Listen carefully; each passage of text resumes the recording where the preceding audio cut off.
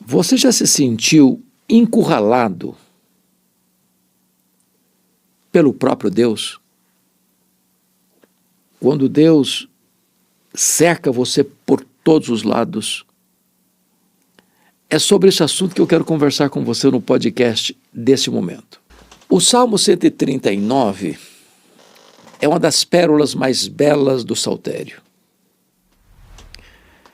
É um poema que retrata de maneira eloquente, singular, a verdade de que Deus nos cerca por todos os lados. Ele nos encurrala. Estamos debaixo do seu olhar, do seu conhecimento e da sua presença. Por um lado, isso é apavorante, porque o homem não pode fazer nada escondido de Deus. Por outro lado, isso é absolutamente consolador. É saber que você não passa por nenhuma situação da vida sem que Deus esteja aí do seu lado, assistindo você com a sua graça. Deus nos cerca por todos os lados. E este Salmo de Davi vai mostrar isso de maneira prática. Então eu vou ler para esclarecer isso. Dos versos de 1 a 6, Davi descreve a onisciência de Deus. Dos versos 7 a 12, Davi trata da onipresença de Deus. Dos versos 13 a 18, Davi trata da onipotência de Deus. Estamos encurralados pela sua onisciência, pela sua onipresença e pela sua onipotência. Então ele começa assim: Senhor, tu me sondas e me conheces. É uma declaração de que Deus nos conhece e nos sonda. Nos conhece por fora, nos sonda por dentro. Conhece o que está revelado, conhece o que está oculto. Conhece o que todo mundo conhece, conhece o que ninguém mais conhece. Ele tudo vê, ele a tudo sonda. No verso 2 ele diz assim: sabes quando me assento e quando me levanto. Ou seja, Deus conhece os nossos movimentos. Deus conhece de onde saímos, como estamos indo, aonde estamos indo, onde chegamos. Não há nenhum movimento da sua vida, 24 horas por dia, que não esteja no radar de Deus. Ele diz ainda: e conheces todos os meus, de longe penetras os meus pensamentos. Isso é uma coisa que só Deus pode fazer. O homem pode nos conhecer, mas conhece limitadamente. O homem conhece o que falamos, mas não conhece o que pensamos. Deus não só conhece palavras, não apenas vê gestos, Deus conhece, penetra de longe os nossos pensamentos. É por isso que o seu tribunal tem competência para julgar foro íntimo, porque Deus lê pensamento. Versículo 3: esquadrinhas o meu andar e o meu deitar, e conheces todos os meus caminhos. O levantar e o deitar são a síntese das pontas da jornada da vida. Você levanta e você deita. Você deita, você levanta. Tanto no período de trabalho quanto no período de descanso, Deus conhece tudo. Não há nada oculto ao olhar de Deus. Aliás, Ele conhece todos os nossos caminhos. Não só caminhos por onde caminhamos, caminhos de ideais, caminhos de pensamentos, caminhos de ideologias, caminhos de cosmovisão. Ele sabe tudo a nosso respeito. Diz ele: ainda a palavra me não chegou à língua e tu, Senhor, já a conheces toda. Em outras palavras, você, ao proferir uma palavra, você já a tem lá no seu gatilho do inconsciente. Os entendidos dizem que quando você faz um discurso, você precisa ter na fila engatilhada 8 palavras. Antes de você proferir esta palavra, já tem 8 lá na fila, para serem proferidas. Deus conhece as palavras que você falou e as que você ainda não falou. Ele conhece o que já está saindo e o que está na fila para sair. E o texto diz assim: Tu me cercas por trás e por diante, e sobre mim pões a tua mão. Tal conhecimento é maravilhoso demais para mim, é sobremodo elevado, não o posso atingir. Então veja você que Deus nos cerca por trás e por diante. Ele nos cerca por cima e nos carrega por baixo. Não há nenhuma geografia no espaço onde Deus não esteja nos envolvendo, nos tragando com a sua presença, com o seu conhecimento. Este é o Deus que nos criou, a quem servimos.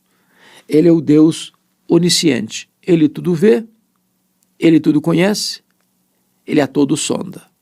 Conhece o oculto e o revelado. Conhece o proferido e o por proferir.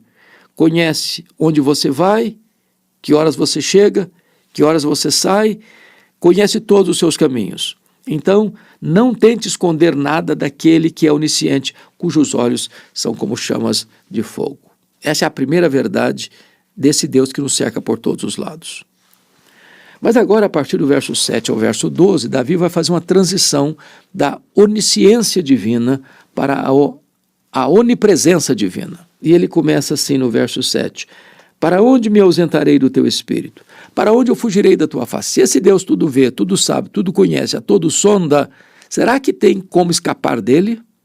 Tem como fugir da presença dele? Será que eu consigo algum lugar no universo onde eu esteja fora do alcance dos olhos dele? Será que tem uma caverna tão escura? Será que tem uma montanha tão gelada? Será que tem um deserto tão inóspito? Será que tem algum lugar onde eu possa me ausentar da presença dele? E essa é a grande pergunta. Para onde me ausentarei do teu espírito? Para onde fugirei da tua face? E ele cria aqui algumas possibilidades. Se subo aos céus, lá estás. Se faço a minha cama no mais profundo abismo, lá está também. Então ele pega o zênite e ele pega o abismo, o abissal. As camadas abissais lá embaixo. Ele pega a altura mais elevada, os céus, o abismo mais profundo. Deus está lá em cima, Deus está lá embaixo. Não tem como fugir de Deus, nem no céu, nem no abismo. Ele está em ambos ao mesmo tempo. Mas ele prossegue e diz assim: se faço a minha cama no mais profundo abismo, lá estás também. Então, ainda que você tente descansar nos lugares mais profundos da terra, Deus está lá.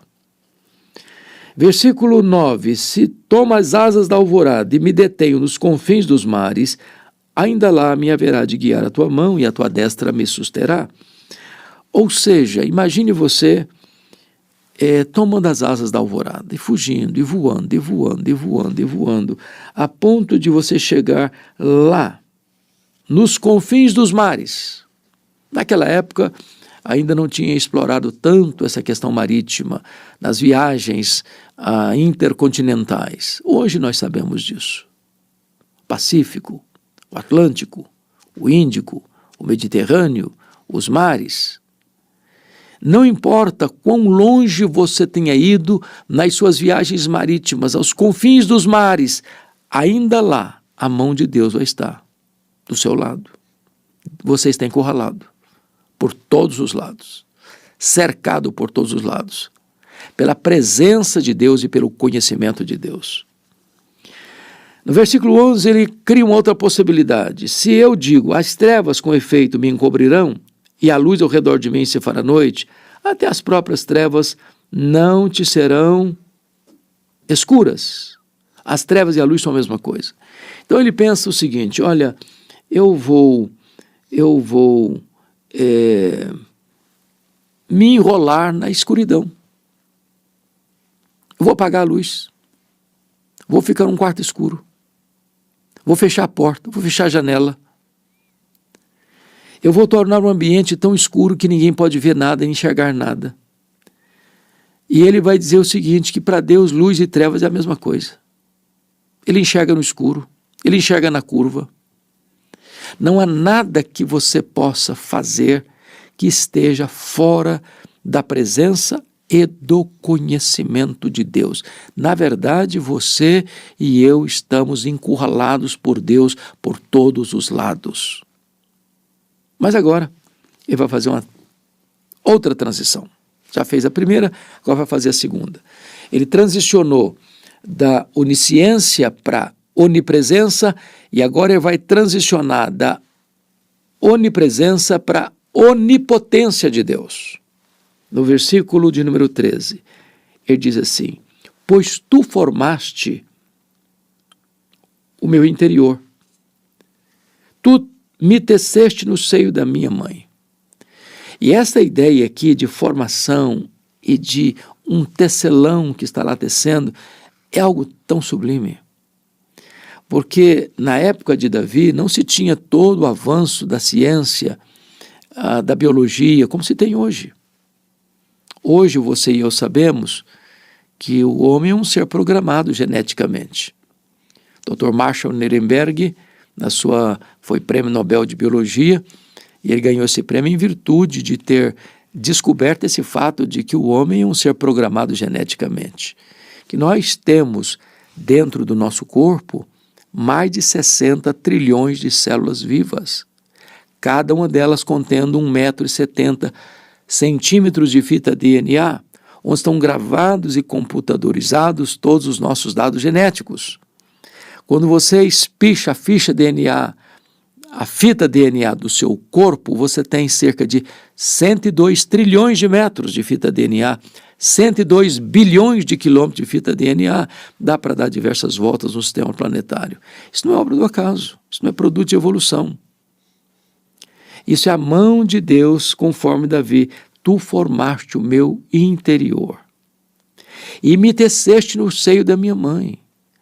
Como vão formando os órgãos, os olhos, a boca, nariz, os ouvidos, coração, pulmão, os rins, o intestino, o estômago. Como vão formando os membros, as pernas, os braços, o cérebro. É uma coisa fascinante. O corpo humano é uma máquina extraordinária. Os nossos olhos, segundo o Dr. John Wilson, é um dos catedráticos de Harvard, diz que nós temos mais de 10 milhões de fios encapados em cada um dos nossos olhos. Você olha, por exemplo, os seus rins, como eles filtram as impurezas do seu corpo. Você olha os seus pulmões que jogam ar para dentro de você. Você vê o seu coração batendo e bombeando sangue sem parar, sem parar, sem parar, dando vida ao seu corpo. Seu cérebro comanda todo o seu corpo. Isso é uma máquina fascinante, fantástica, fantástica. Tudo isso foi feito, tecido e entretecido por Deus no ventre da nossa mãe.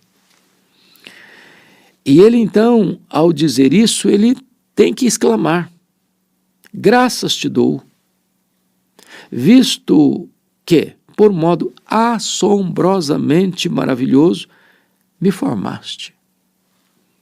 As tuas obras são admiráveis, e a minha alma o sabe muito bem. Ou seja, Davi compreende que a vida começa lá na concepção. Ele lida com o zigoto, o embrião, o feto como uma pessoa, uma personalidade. Ele se vê retrocedendo lá no ventre da sua mãe e vê como Deus o tratou como uma pessoa. E é assim que ele se sente.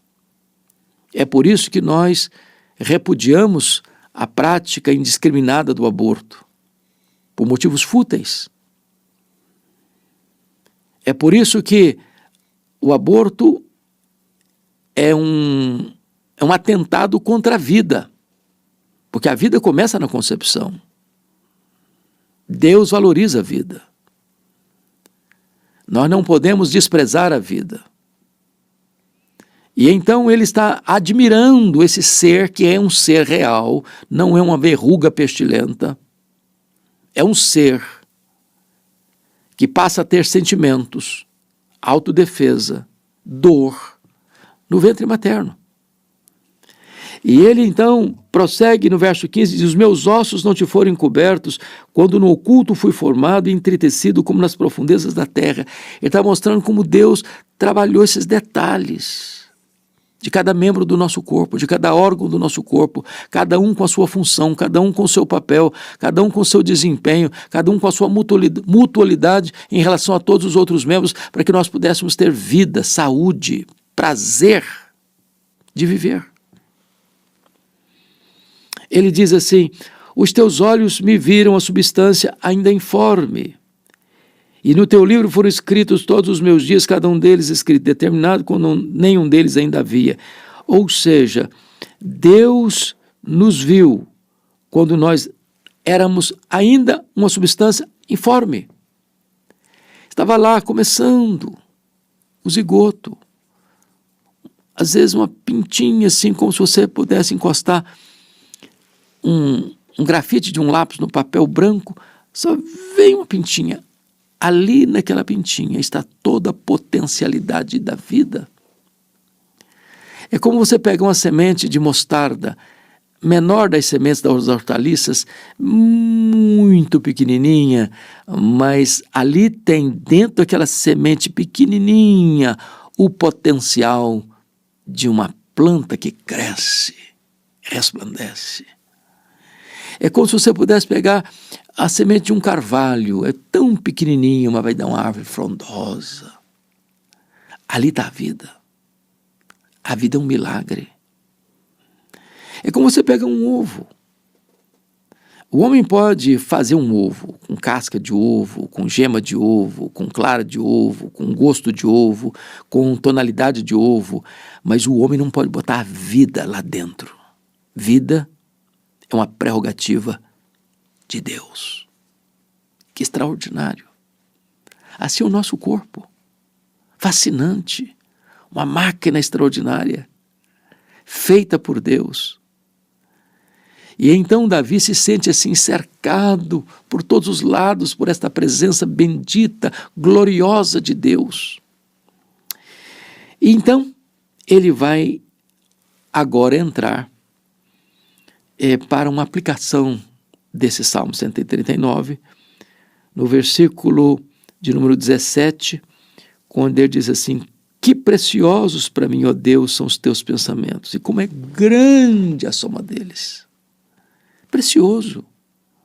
Quando Deus nos cerca por todos os lados, não é para termos fobia de Deus, não. É para termos temor, sim, mas deleite, sobretudo.